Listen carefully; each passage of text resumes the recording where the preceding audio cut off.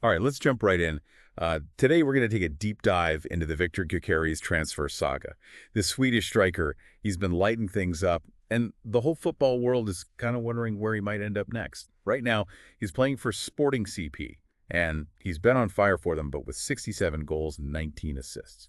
And that's in just 71 games. So you just know that all the big clubs are going to be interested.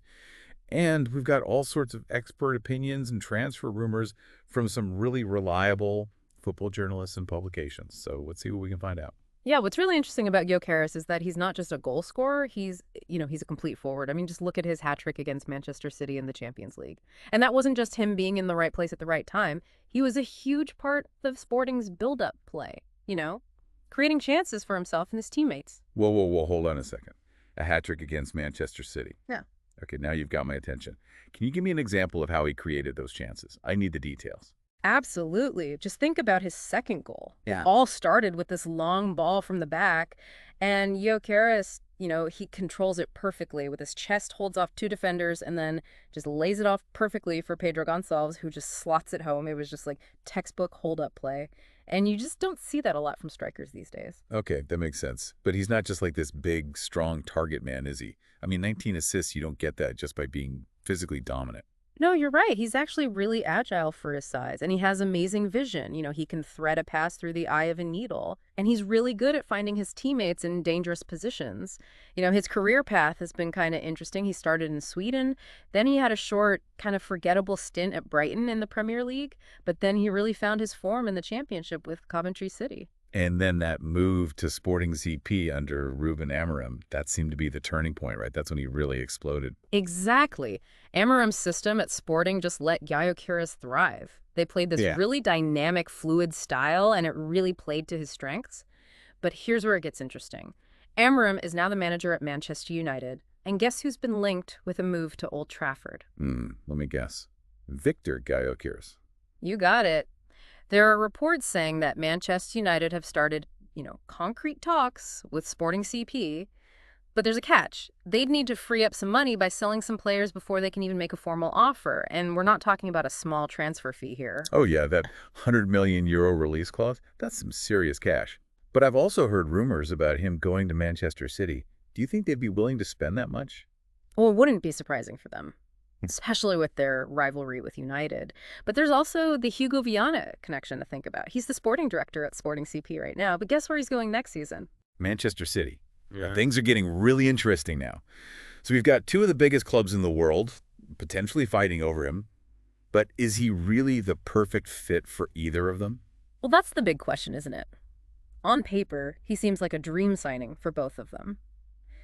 But when you look a bit deeper, there are some potential problems. Let's start with Manchester United. They've already got some really talented attacking players: Marcus Rashford, Rasmus Højlund, Jadon Sancho. Yeah, and how would he fit into Amorim's system at United? The Premier League's a whole different animal compared to the Portuguese league. That's right.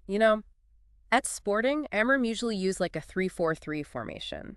And they relied on these quick transitions and like really intricate passing moves. It was all about being fluid and, players interchanging positions, which really suited Gyokeres, but the Premier League is way more physical, and it often needs like a more pragmatic approach. So you're saying that just because it worked in Portugal doesn't mean it's automatically going to work at Old Trafford? Yeah, exactly. Amorim might have to change his tactics a bit to make it work in the Premier League. And then there's the question of how Gyokeres would fit in with the other attacking players they have at United. You've got Rashford, who's been playing really well, and Højlund, this promising young striker they spend a lot of money on. So where would Gyökeres fit into all of that? Would he be like the main guy, or would he have to share the spotlight? Well, that's the tough part, isn't it? We're talking about a player who's used to being the focal point of the attack. He wouldn't be cheap either, so you'd think he'd play a pretty big role. But then you've got Rashford, who's really come into his own, and Højlund, who they obviously see as part of their future plans. It's almost like they'd be buying a player they don't really need, Mm-hmm. even though he's super talented. Yeah, it does seem a bit like a luxury purchase, but maybe that's the kind of statement signing United are looking to make. Now, when you look at Manchester City, things get even more interesting. Right, because they've already got Erling Haaland up front, Yeah. and he's not exactly known for sharing the spotlight. Exactly. Haaland's like the king at City, a goal-scoring machine, and he thrives in Guardiola's system. It's hard to imagine any player, Even someone as good as Gyokeres coming in and taking his place. So would Gyökeres even be happy with a backup role? I mean, a player like him surely wouldn't be happy just warming the bench, especially after the season he's just had.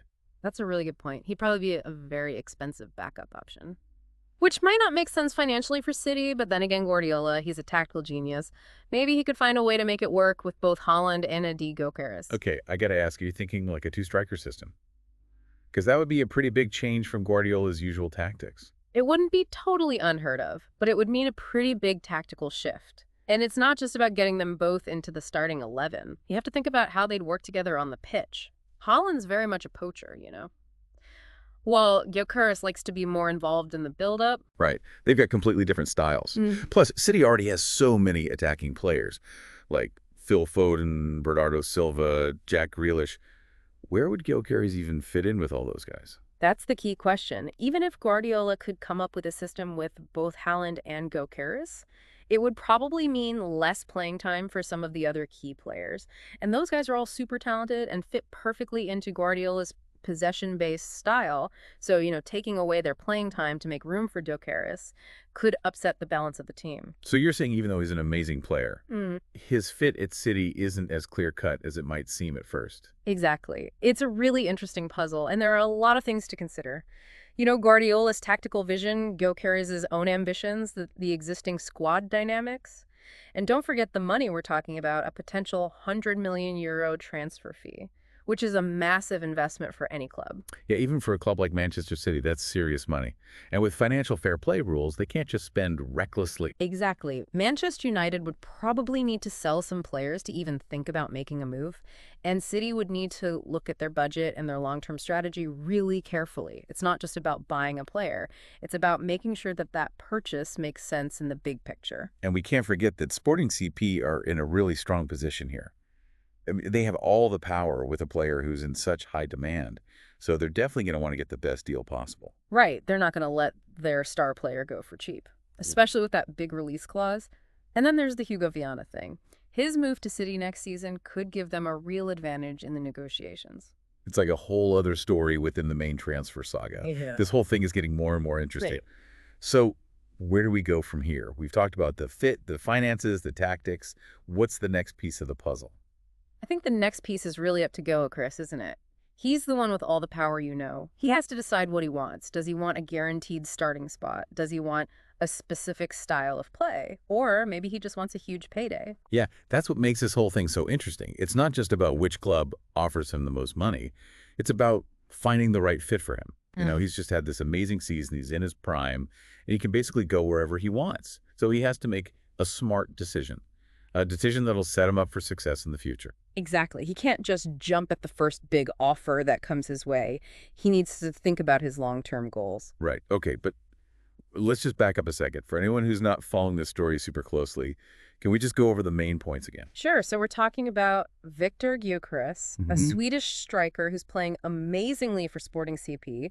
He's a complete forward, strong, skillful, scores goals like crazy. He's got that classic number 9 presence, but with a modern twist. He can hold the ball up, link up the play, create chances for himself and his teammates. And of course, he's got that massive €100 million release clause hanging over him, which makes everything even more complicated. Yeah, that price tag alone rules out a lot of clubs. But it hasn't scared off the two Manchester giants. United and City are both really interested, but each club has its own challenges and opportunities. Okay, so let's break it down. What are the pros and cons of each place? Let's start with Manchester United. Well, the good thing is that he'd be back with his old manager, Ruben Amorim. And Amorim obviously knows how to get the best out of him, but we also have to remember that Amorim's tactics might not work as well in the Premier League.